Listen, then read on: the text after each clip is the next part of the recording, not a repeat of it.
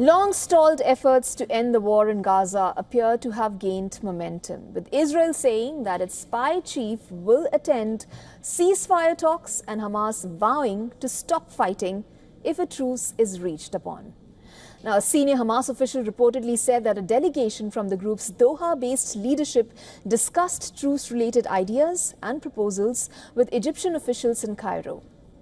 The official said Hamas expressed readiness to stop the fighting, laying down conditions that Israel must commit to a ceasefire withdrawing from the Gaza Strip, allowing the return of displaced people.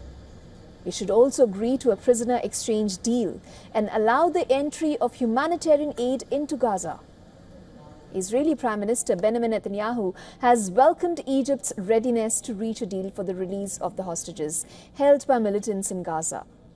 After the Cairo meeting, Netanyahu directed the head of Israel's Mossad spy agency to leave for Doha on Sunday to discuss the truce deal and take forward a series of initiatives.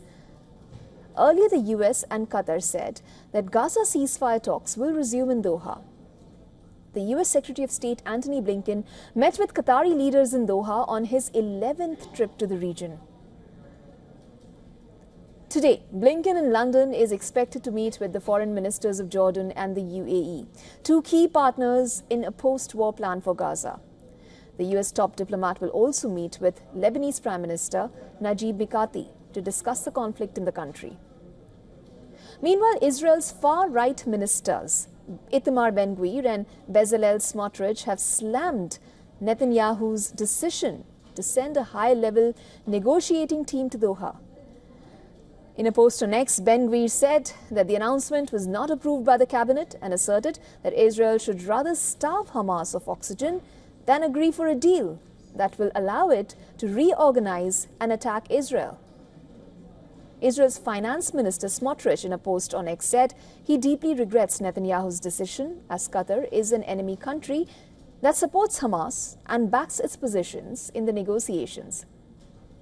Furthermore, according to a New York Times report, Iran is readying for a war with Israel, while at the same time seeking to avoid one. This comes as Tehran is awaiting Israel's response to its latest missile attack. The report, citing four Iranian officials, says that Supreme Leader Ayatollah Ali Khamenei has ordered Iran's armed forces to formulate plans in response to the expected Israeli retaliation. Iran will strike back if there is significant damage or casualties. Also, according to TASS news agency, Iran's Islamic Revolutionary Guard Corps chief, Hossein Salami, has warned that advanced US missile defense system THAAD stationed in Israel won't be able to ward off future attacks from Tehran. He said just as the Arrow anti-missile systems did not work during Iranian attack, the THAAD systems will also not be able to stop it.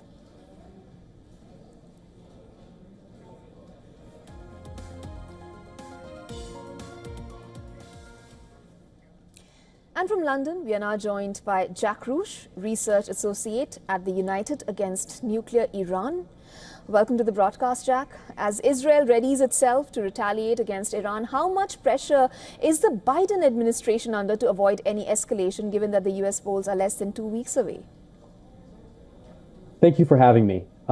I think that the Biden administration sees great political risk in escalation between Israel and Iran at this point, because any action by Israel or reaction by Iran has the potential to impact the price of petroleum on the international market, which could harm both the American consumer and create panic among U.S. financial markets.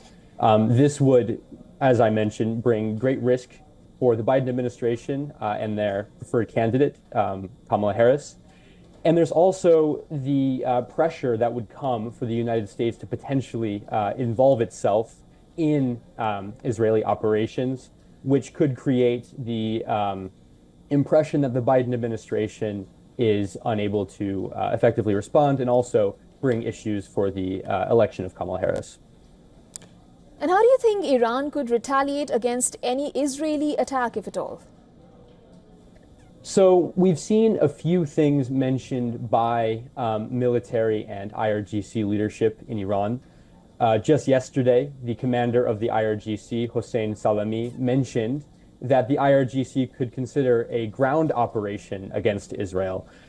This to me seems unlikely. The most likely scenario would likely be a similar attack to what we saw in October, perhaps using additional missile platforms and also drone technology. I've also seen mentioned that Iran could launch an attack involving up to 1,000 missiles, though to me this seems unlikely given the size of the Iranian missile stockpile.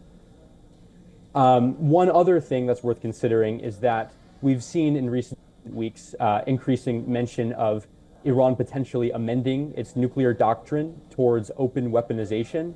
This would be a drastic escalation and would be a direct threat against further Israeli action. Let's also talk about the conflict in Lebanon. How do you view the Israeli operations in Lebanon, where its troops are facing deadly fire from the Hezbollah as Israeli jets continue to pound Beirut? So we have seen small arms exchanges between IDF soldiers and Hezbollah fighters. However, we've also seen the rate of Hezbollah attacks against Israel slow. These have happened on a near daily basis since October 7th, involving numerous civilian and military casualties. The pace of those attacks from Hezbollah has slowed.